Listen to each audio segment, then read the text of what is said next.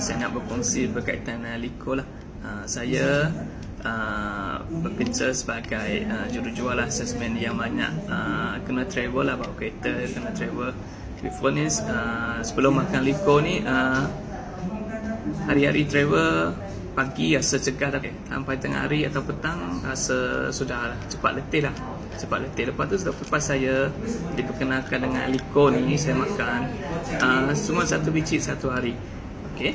Tapi selepas saya makan Liko ni, badan saya rasa cegah lah. Maknanya bila saya bawa kereta kan, dari pagi mungkin sampai pukul 6, pukul 7 pun tak rasa mengantuk.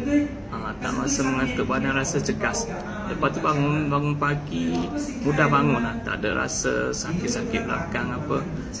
Jadi tidur pun berkualiti. Itu testimoni saya tentang produk Liko ni.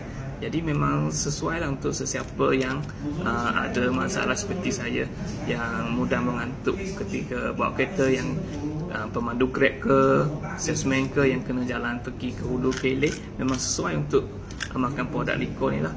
Itu saja perkongsian saya pada hari ini. Terima kasih.